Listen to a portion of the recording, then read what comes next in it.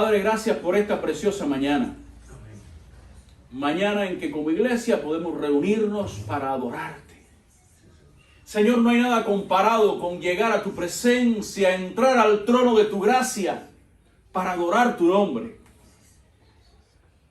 Muchas gracias, porque ahora mientras estamos aquí reunidos sabemos que tu presencia es una realidad. Y estamos rogando, Padre del cielo, que en esta mañana tú estés hablando a nuestras vidas. Tú estés, Señor, ministrando a nuestros corazones. Tú conoces cuál es nuestra necesidad.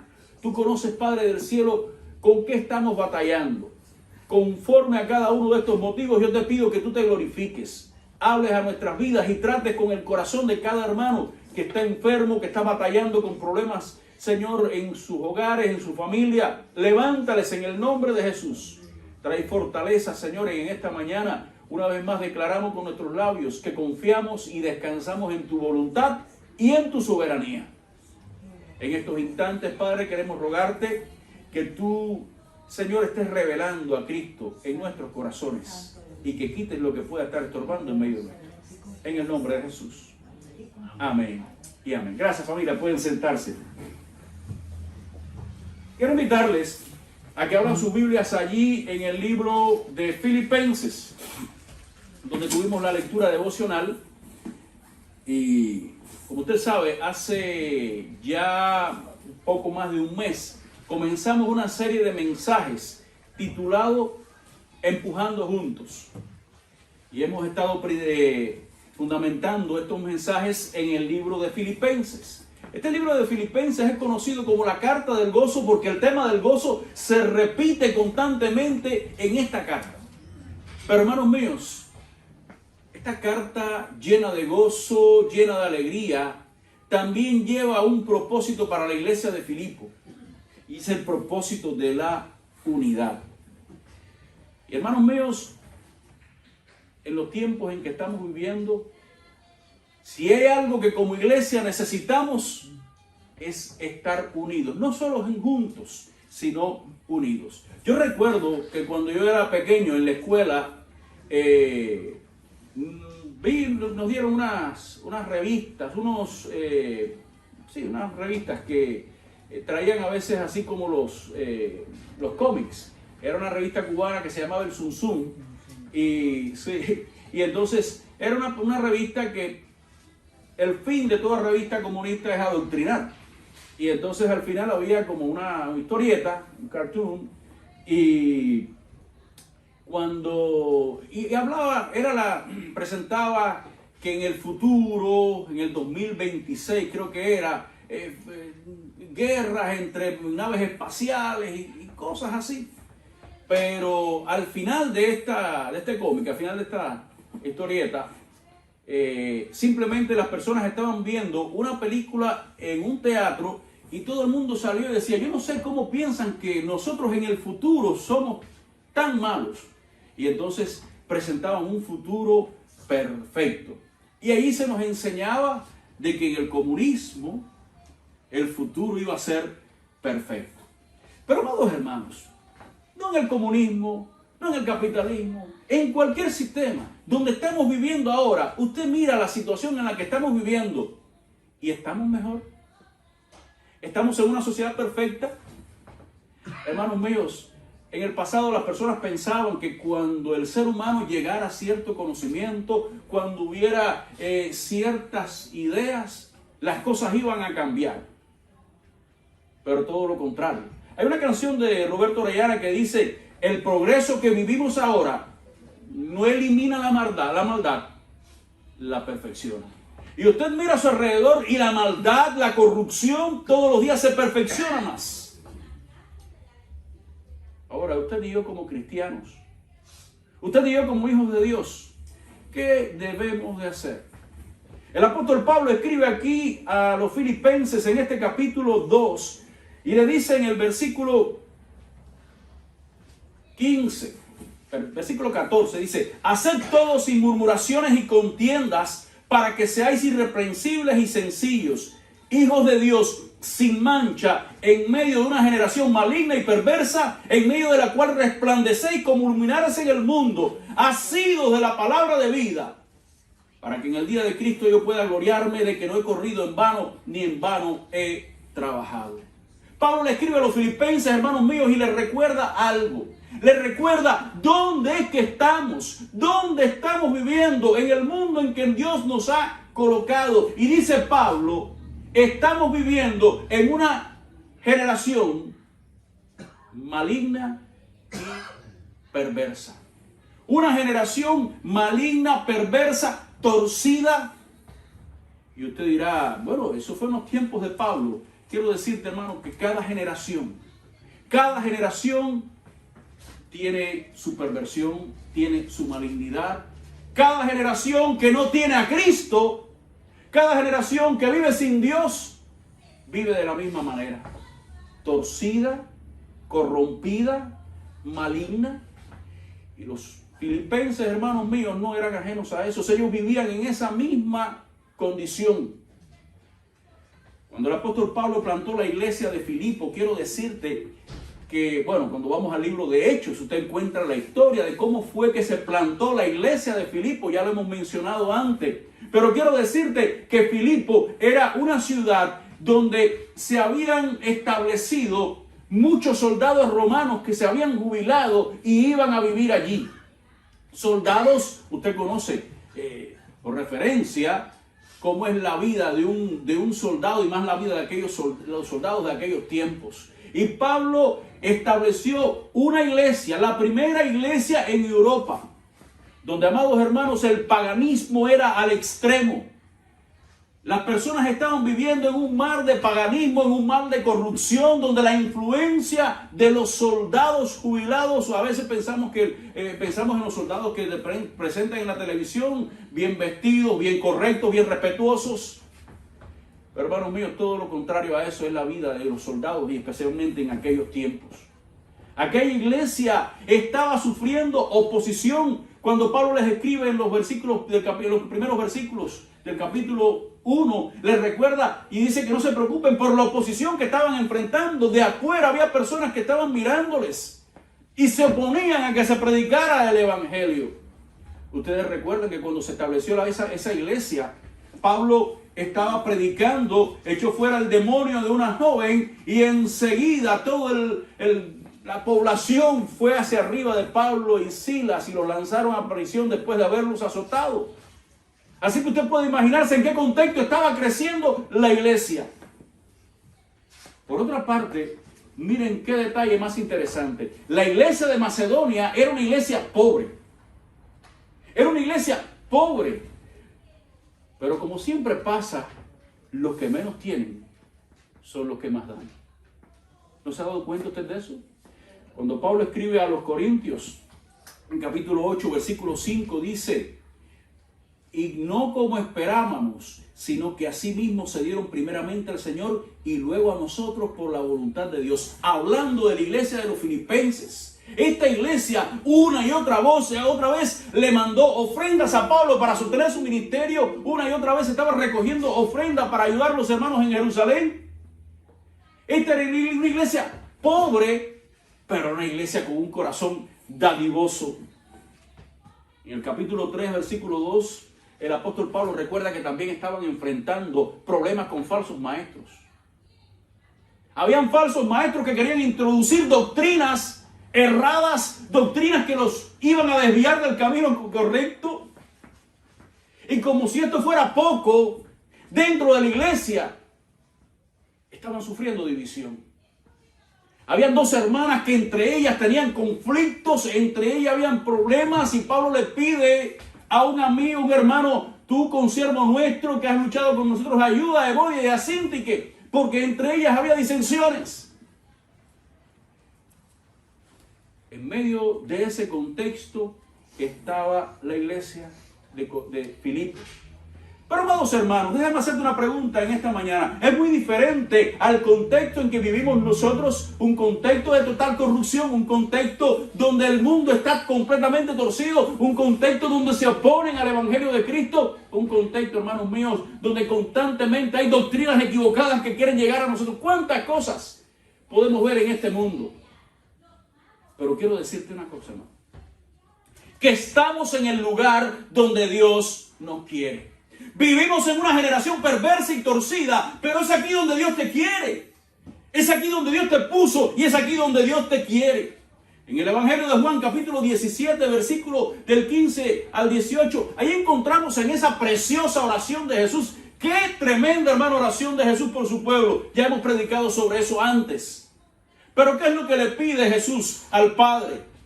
El Padre de Jesús le dice, no te pido que los quites del mundo, sino que ¿qué cosa? Que los guardes de él.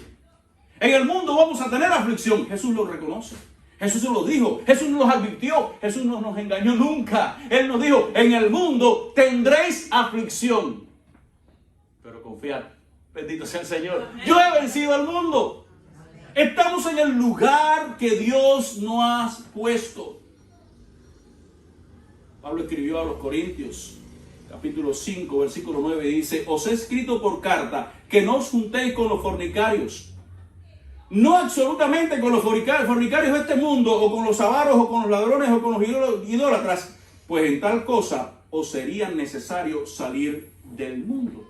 Pero estamos en este mundo y no vamos a salir de aquí. Dios nos ha puesto aquí, en este lugar. Y si Dios nos ha puesto aquí, hermanos míos, y el mundo sigue siendo lo que siempre ha sido, es porque Dios quiere algo para nosotros. Pablo les recuerda dónde están, cuál es el lugar que están ocupando. Pero Pablo les recuerda algo. Les recuerda a ellos allá y te recuerda a ti y a mí quiénes somos. Yo no sé si a ti te ha pasado, a mí me ha pasado, que a veces por la emoción de un momento o por la tensión de un momento se nos olvida quiénes somos.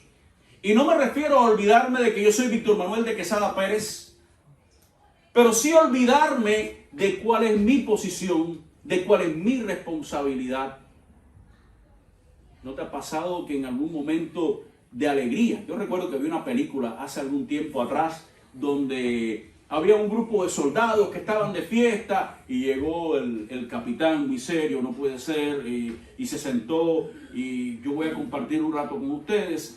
Y empezaron a fiestar y a moverse y le brindaron un trago, bueno, voy a tomar un traguito. Y fue tanta la emoción que llegó un momento en que el capitán se quitó la chaqueta y empezó a jugar y a estar uno con los y a beber.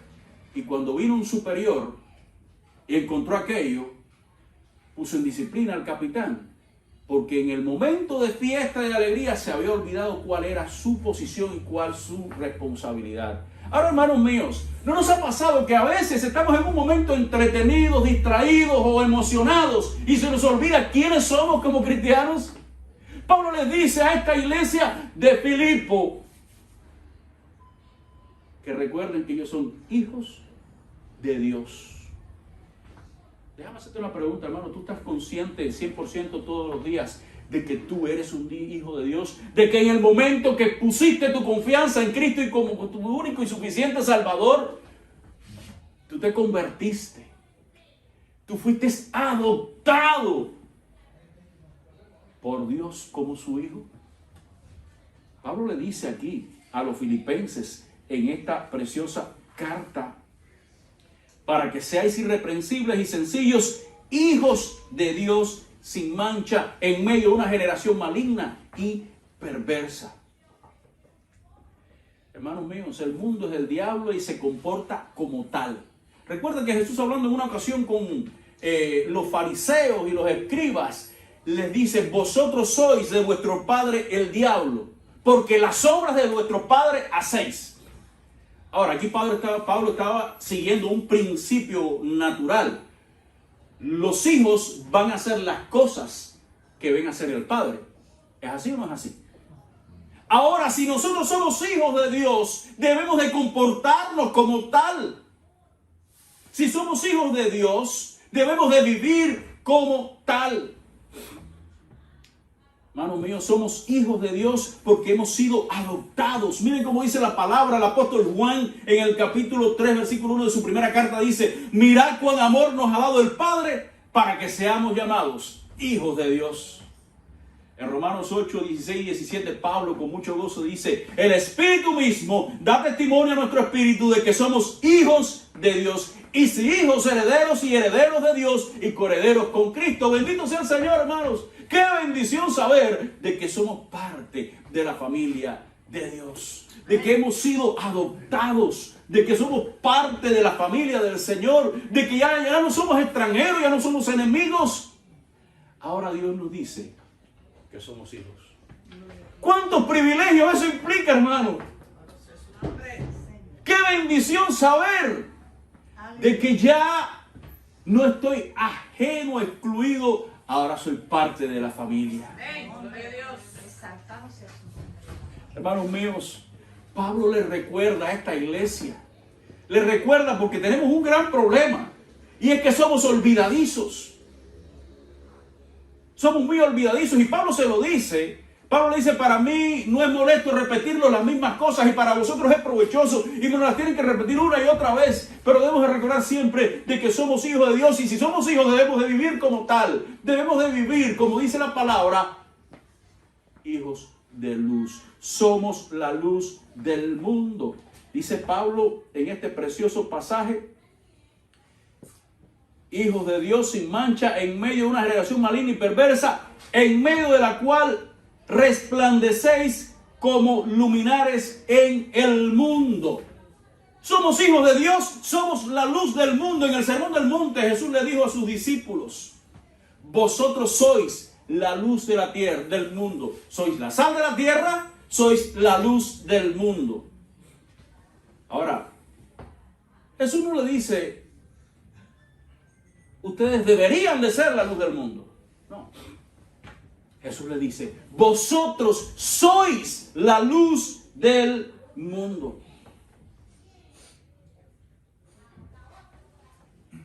Él no le dice, vosotros deben de brillar más. Jesús le dice, ustedes son la luz del mundo. Somos luminares, hermanos, que alumbran en la oscuridad. Somos luminares que alumbran en la oscuridad. Ahora, ¿qué significa ser la luz del mundo? Quiero decirte, hermanos míos, que no significa asistir todos los cultos, no significa ofrendar, no significa ni siquiera ponerle un sticker a tu carro con un pececito que diga Jesús. No estoy diciendo que no sea malo, todo lo contrario, es una bendición. Qué bueno, y póngaselo, identifíquese como cristiano. Pero eso no es ser la luz del mundo, hermanos. Ser la luz del mundo es reflejar al mundo la luz de Cristo. Porque somos una luz que no brilla con luz propia. Usted sabe, en la noche vemos la luna que está resplandeciendo así como está llena y está el cielo claro. Usted ve la luna bien preciosa, pero esa luna no está alumbrando con luz propia. Esa luna está reflejando la luz que el sol emite y entonces nosotros podemos verla. De esa misma manera, somos la luz del mundo porque somos reflectores de la luz de Cristo para guiar a este mundo. Cuando usted está reflejando la luz de Cristo, usted está guiando al mundo. Usted está mostrándole al mundo cuál es la verdadera luz. Somos la luz del mundo, hermanos, para advertir a este mundo de peligro. Somos la luz del mundo para enseñarle al mundo cuál es el camino y dónde está el error. Somos la luz del mundo. Ahora, bien importante, hermanos, es que el apóstol Pablo les recuerda que entonces cómo debemos de vivir. Y me encanta este pasaje. Porque dice en el versículo 16, asidos de la palabra de vida. Asidos de la palabra de vida. Hermanos, Jesús recuerda algo precioso a sus discípulos también y le dice, no somos de este mundo. Jesús le dice allá a Pilato en Juan 18:38, mi reino no es de este mundo. A lo que Pilato le pregunta, bueno, ¿y qué es la verdad? Y Jesús, un poco antes ya había dado la respuesta a esa preocupación de Pilato. Yo soy el camino, la verdad y la vida. Nadie viene al Padre si no es por mí. Él es la verdad, la única verdad. la única palabra de vida. ¿Saben? Cuando el apóstol Pablo escribió estas palabras, no estaba escrita, o mejor dicho, no estaba ya compilada la Biblia. Hay libros que tal vez no se habían escrito todavía. Y no estaba la Biblia como la tenemos hoy. Entonces, ¿qué es lo que había en mente del apóstol Pablo cuando dice asidos de la palabra de vida? ¿Cuál es esa palabra de vida? Bueno, yo sé que en algún momento usted ha visto esta palabra, logos, tal vez en algún programa cristiano, en alguna promoción. Logos es el nombre también de alguna revista. ¿Sabe usted lo que significa la palabra logos? La palabra logos significa palabra en griego. Logos. Ahora, cuando usted va al Evangelio de Juan, en el capítulo 1, en los primeros versículos dice: en el principio era el verbo, y el verbo era con Dios, y el verbo era Dios. En él estaba la vida y la luz del mundo. Ahora, cuando dice en el principio era el verbo, dice en el principio era el logos. Y cuando Pablo está escribiendo aquí, asidos de la palabra de vida, dice asidos del logos, es la misma palabra. De manera que dice la palabra, Pablo está diciendo aquí, asidos de la palabra de vida, asidos de Cristo, porque Él mismo es la palabra de vida. ¿Recuerdan cuando Pedro y los discípulos estaban medio que preocupados por las enseñanzas de Jesús y las personas comenzaron a irse? Y Jesús llegó y se acercó a Pedro y le dijo: ven acá, a ver, Pedrito, ¿también ustedes se quieren ir? Porque las puertas están abiertas. Pero ¿cuál fue la respuesta de Jesús? De Pedro. Pedro lo miró y le dijo: Señor, ¿a quién iremos? ¿A dónde vamos a ir? ¿Dónde vamos a ir? Porque solo tú tienes palabra de vida. Solo tú tienes palabra de vida. Jesús es la vida. Él es la luz verdadera, Él es el camino, Él es la verdad, Él es la vida.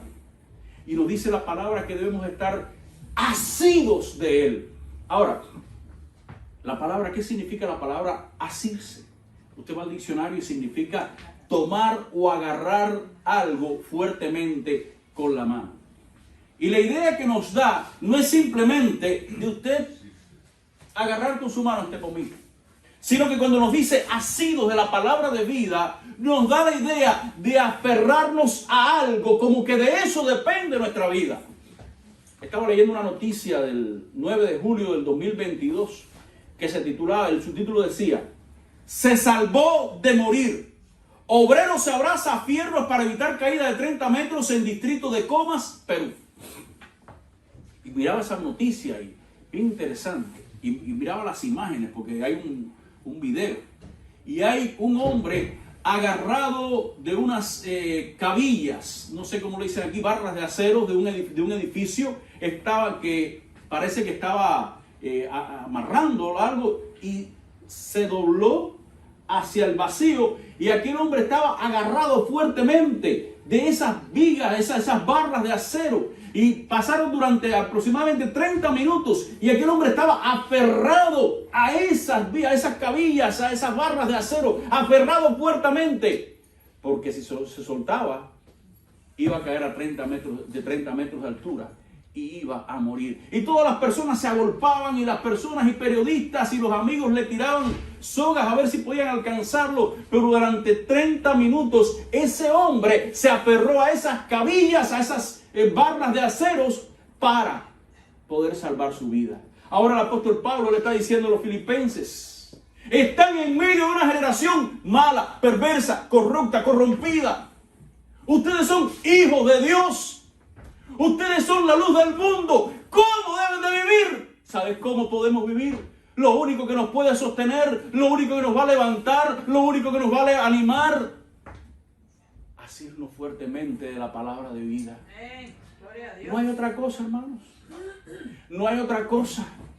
Hermanos, precioso cuando el apóstol Pedro dice que Dios nos ha dado preciosas y grandísimas promesas. ¡Qué bendición, hermanos míos! Las preciosas y grandísimas promesas que Dios nos ha regalado en su palabra. En estos días he conversado con hermanos. Yo hablaba con nuestra hermana Rosidalia y me decía, pastor, yo he pasado por tanto, pero si no fuera por el Señor. Amén, gloria a Dios. Si no fuera por el Señor. Y si ahora yo le pregunto a cada uno de ustedes, y nos preguntamos a nosotros mismos, ¿por cuántas cosas han pasado? Yo estoy seguro que cada uno haría un listado y pondría una lista. Y mira los hermanos así con la cara. Sí, porque saben que estamos pasando. Pero en medio de todo esto, nos preguntamos también, ¿cómo hemos llegado hasta aquí? Porque Dios me ha fortalecido. Porque Dios me ha guardado. Allá en Cuba había una hermana que ella perdió su mente.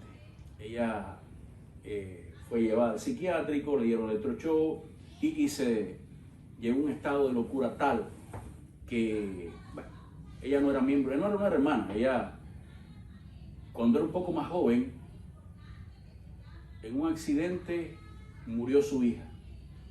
Ella no era cristiana, ella era una persona normal del mundo, no era una mala persona, era una persona normal.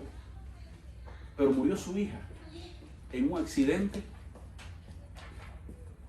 y esto le provocó una locura. Esto le provocó convertirse en una persona desahuciada por la sociedad. Ya aquella hermana, le digo hermana porque se llevó a bautizar, llegó a ser transformada. Aquella se convirtió en alguien que nadie quería. Todo el mundo se reía de Vilma en la calle. Todo el mundo la usaba para reírse de ella, decirle disparate, y ella se ponía brava y le tiraba piedra. Incluso se acercó a algunas iglesias. Y en algunas iglesias también la rechazaron. Ella llegó a ese nivel, en primer lugar, porque ella trató de enfrentarlo como humana, pero sin Cristo. ¿Saben? Cuando ella llegó a nuestra iglesia, me decían, ten cuidado, pastor, ten cuidado, que esa es la loca. Pero hermanos, la iglesia le mostró amor, le mostró cariño. ¿Saben una cosa? Era bien interesante, porque nadie podía llevarla al médico sino el pastor. Iban por la calle, claro, allá quedan las cosas un poco más cerca, y es caminando, íbamos caminando, y yo le echaba el brazo por arriba y decía, Vilma, tú vas conmigo. Y ella estaba en su... Pero me respetaba, yo la llevaba al médico y le inyectaban. Y fue cambiando, se llegó a bautizar, y ya usted ve que ella se sentaba en el banco con su Biblia, alababa al Señor, y fue transformada. Hermanos míos, cuando usted no tiene a Cristo y enfrenta un problema, usted está desprovisto de toda protección. Usted está presto a caer en cualquier estado de depresión, de locura.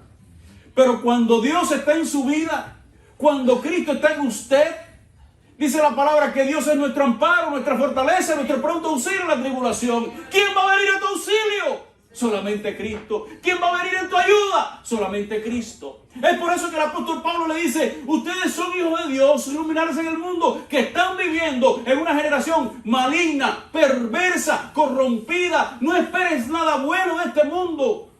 El gran problema que tenemos, hermanos míos, es que constantemente nos estamos aferrando a las promesas del mundo. Déjame hacerte una pregunta. No me la respondas, respóndela para ti. ¿Cuánto tiempo pasas tú en el día leyendo la Biblia y cuánto tiempo pasas tú conectado en el teléfono? ¿Cuánto tiempo pasas tú adorando al Señor y cuánto tiempo mirando las redes sociales? Cuando tú no te aferras a Cristo y a su palabra, te vas a aferrar de otra cosa.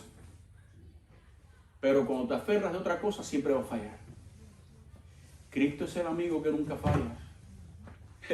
Es interesante, el apóstol Pablo en una de sus cartas, cuando escribe a Timoteo, le dice, todo el mundo me ha abandonado, todo el mundo se fue, pero el Señor siempre ha estado conmigo. Aunque mi padre y mi madre me abandonaren, con todo Jehová estará conmigo, bendito sea el Señor. No importa que el mundo me traicione. No importa, de hecho Jesús dijo, no confíes en el mundo, ni en las cosas que están en él, porque el mundo te va a traicionar. Sea Cristo tu confianza, sea su palabra tu confianza.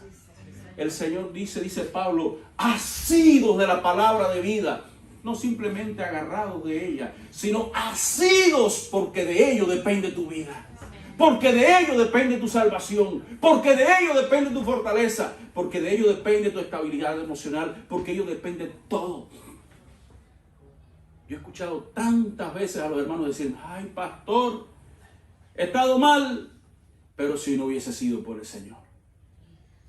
Si no hubiese sido por el Señor, ¿dónde estaría yo hoy? Si no hubiese sido por el Señor. Hermanos míos, hermanas mías, todos los días vamos a enfrentar batallas. Todos los días vamos a enfrentar luchas. Todos los días vamos a encontrarnos frente a un mundo que nos es contrario. La Biblia dice claramente que este mundo nos es contrario porque amó más las tinieblas. Al mundo le gustan las cosas del mundo porque son tinieblas. El mundo ama la oscuridad, pero nosotros somos hijos de luz y dice que no hay comunión entre la luz y las tinieblas. Cuando usted lee la palabra de Dios y usted ve lo que proclama Cristo, lo que proclama el Evangelio, usted se dice, wow, esto es lo que todo el mundo quiere. Y de hecho el mundo reconoce que es bueno lo que proclama Cristo. Pero todo lo contrario, en vez de aceptarlo, lo rechazan. Vamos a ser rechazados por tener a Cristo. Vamos a ser rechazados por llevar el nombre de Cristo. Vamos a ser rechazados porque somos luz y la luz revela el pecado. Pero en medio de todo rechazo, en medio de toda batalla, solamente nos queda algo, hermanos. Asidos de la palabra de vida. Y no como en cierta ocasión le pidieron a un pastor, pastor, ore por mi hijo, que no le entra la palabra de Dios. No le entra la palabra. Y el pastor fue allá, agarró la Biblia, se la puso en la cabeza así, le presionaba la cabeza y decía, que te entre la palabra, que te entre la palabra. Y el muchacho quedó por una esquina. No es eso. No es que te entre la palabra de esa manera. Es aferrarnos a Dios y a sus promesas. Es confiar en su palabra, es meditar día y noche en ella. El salmista decía, en mi corazón he guardado tus dichos para no pecar contra ti. Aferrarnos a Dios y a su palabra, a sus promesas, a lo que nos ha dicho, ser obedientes y entonces caminar en este mundo reflejando la luz de Cristo. No va a ser fácil, no va a ser fácil, pero ya tenemos la promesa donde Jesús nos dice, he aquí yo estoy contigo. A mí me han preguntado varias veces, ¿cuál es el versículo que más te gusta? Hay tantos, porque la Biblia es preciosa, tantos. Pero a mí me encanta cuando yo escucho las palabras de Jesús, cuando nos dice, y yo a veces tomo los versículos y los aplico a mi vida. No digo solamente, yo estoy con vosotros. Yo lo miro y digo, Jesús me está diciendo, Víctor Manuel de Quesada Pérez, yo estoy contigo todos los días hasta el fin del mundo. Yo estoy contigo hasta el fin del mundo, todos los días del mundo. Mi hermano Guillermo, Jesús te dice, he aquí Guillermo, yo estoy contigo todos los días hasta el fin del mundo. Mi hermana Silesca, Jesús te dice, he aquí, yo estoy contigo todos los días hasta el fin del mundo. Hermanos, Dios está con nosotros. Y si Dios es con nosotros, ¿quién contra nosotros? Padre del cielo, gracias Señor. Gracias Padre del cielo, porque tú nos has dejado un refugio seguro. En medio de un mundo que nos es contrario, en medio de una generación perversa, corrupta, en ti estamos seguros. Como decía el salmista David, en Dios solamente está callada mi alma. De Él viene mi salvación. Es mi refugio, no resbalaré mucho. Gracias. Porque como hijo de Dios viviendo en una generación mala y convulsa, podemos vivir aferrados a la única roca fuerte e inconmovible que es Jesucristo, el Señor. En su palabra viva, en su palabra eterna. Gracias. Y queremos rogarte en esta mañana que tu Espíritu Santo, Padre del cielo, si en algún momento viene el desánimo, el desaliento, en algún momento, Padre, la distracción nos lleva a desviar la mirada de ti, yo te ruego en esta mañana, Padre del cielo, que tu Espíritu Santo nos lleve a enfocarnos, nos lleve a confiar, nos lleve a descansar. Yo te ruego, Padre del cielo, que como iglesia, como pueblo tuyo, podamos estar unidos, aferrados a la palabra. Podamos estar juntos, unidos, aferrados en tu palabra, llevando adelante el ministerio que tú le has dado a esta iglesia. Si el maligno quiere hacer algo para destruir el plan y el propósito tuyo, en esta hora, Padre, primero declaramos nuestra confianza total en ti, en tu soberanía y en tu autoridad sobre el enemigo. Y pedimos que tú lo reprendas en el nombre de Jesús y quites todo lo que pueda estar estorbando. Que en este nuevo año que recién comenzamos, nuestra primera meta sea aferrarnos a ti. Nuestra primera meta sea asirnos de ti y de tu palabra. Y que entonces podamos resplandecer como luminares en este mundo que nos es contrario. Gracias por todo, Padre. A ti sea la gloria y la alabanza. En el nombre de Jesús. Amén.